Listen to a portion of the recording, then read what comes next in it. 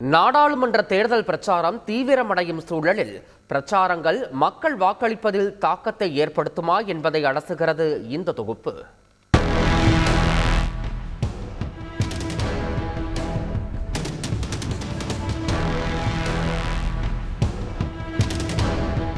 இந்தியாவில் 18வது நாடாளுமன்ற தேர்தலுக்கான பிரச்சாரம் தீவிரம் அடைந்து உள்ளது.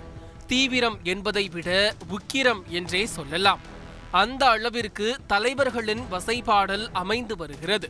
மதம் குறித்து பேச்சு, மொழி குறித்து பேச்சு, தனிமனித தாக்குதல் என தேர்தல் ஆணையத்திற்கு புகார்கள் குவிந்த வண்ணம் உள்ளன. கடைசி நேரத்தில் மக்களை கவர தலைவர்கள் வீசும் வார்த்தைகள் பயனளிக்குமா என்றால் மக்கள்தான் முடிவெடுக்கிறார்கள் என்றார் பத்திரிகையாளர் கோட்டீஸ்வரன். இந்த திட்டம்லாம் நான் உங்களுக்கு செஞ்சுருக்கேன், இதெல்லாம் நான் ஆட்சிக்கு வந்தால் நான் செய்வேன் அப்படின்னு ஒரு நம்பிக்கை, ஒரு டெவலப்மெண்ட், அந்த மாதிரி ஒரு பிரச்சாரம். இன்னொன்று இந்த வெறுப்பு பிரச்சாரம் இல்லை பிரிவினை பிரச்சாரம். இப்போ மக்கள் நம்பிக்கை, வாழ்வாதாரம் மேம்படுத்தப்பட்டோம், இந்த மாதிரி பிரச்சாரத்துக்கும் கடந்த காலத்தில் வாக்கு செலுத்தியிருக்காங்க. இந்த பிரிவு அரசியல் பேசுகிறது, மக்களை பிளவுபடுத்துகின்ற அந்த அரசியல், நீங்கள் இந்துக்கள் இஸ்லாமியர்கள் அப்படின்ற பேசுகிற அந்த அரசியலுக்கும் வாக்கு செலுத்தியிருக்காங்க. எது கரெக்டான பிரச்சாரம், எது தவறான பிரச்சாரம், எது நல்ல சித்தாந்தம் அப்படின்றத பார்க்கறது மக்கள்கிட்ட தான் இருக்குது முடிவு. ஆனால் வரம்பு மீறிய பேச்சுக்களை எல்லாம் வாக்காளர்கள் ஏற்க மாட்டார்கள் என்றார் அரசியல் விமர்சகர் ராஜகம்பீரன். உணர்ச்சி வசப்பட்டு பேசினார் என்று சொல்ல முடியாது, உள்நோக்கத்தோடு தான் பேசுகிறார்கள்.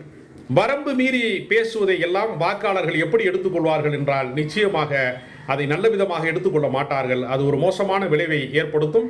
நிச்சயமாக அதன் மூலமாக வாக்கு வங்கி பெருகிவிடும் என்று சொல்வது முற்றிலும் நம்பகத்தன்மைக்கு உரியது அல்ல.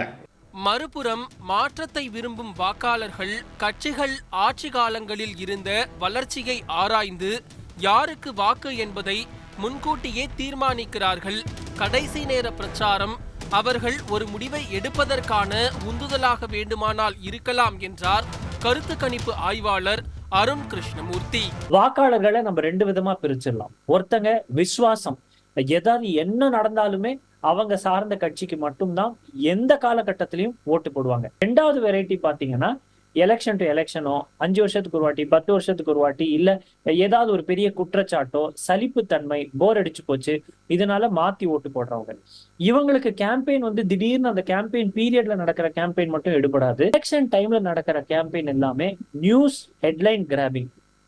வாக்காளர்கள் மத்தியில அவங்க ஏற்கனவே எடுத்த முடிவை திருப்பியும் நிலைநிறுத்துறதுக்கு தான். அது இந்த எலெக்ஷன் கேம்பெயின்னால முடிவு மாத்துவாங்களாங்கிறது கிடையாது. இந்த ஃபர்ஸ்ட் டைப் கேம்பெயினை எப்படி யூஸ் பண்ணுவாங்கன்னா, அவங்களுக்கு பிடிச்சதை மட்டும் கேட்டுப்பாங்க, அவங்களுக்கு பிடிக்காததெல்லாம் விட்டுருவாங்க. அதுதான் அந்த விசுவாசமா இருக்கக்கூடிய ஓட்டர்ஸ். இந்த ரெண்டாவது அன்டிசைடட் ஓட்டர்ஸ்க்கு தான் இந்த கேம்பெயின் எப்படி எடுபடும் அப்படின்னா, அவங்க ஏற்கனவே யாருக்கோ இவங்களுக்கா அவங்களுக்காங்கிறதுல ஆல்மோஸ்ட் ஒரு டிசிஷன் வந்திருப்பாங்க. அதை ஃபைனலா அவங்களை புஷ் பண்றதுக்கு தான் இந்த கேம்பெயின் எடுபடும். இந்த மதத்தினால, இந்த கம்யூனிட்டினால, இந்த மொழினால இவங்களுக்கு ஓட்டு போட்டான்னு யாருமே சொல்ல மாட்டாங்க. உள்ள எல்லாருக்குமே இருக்கு.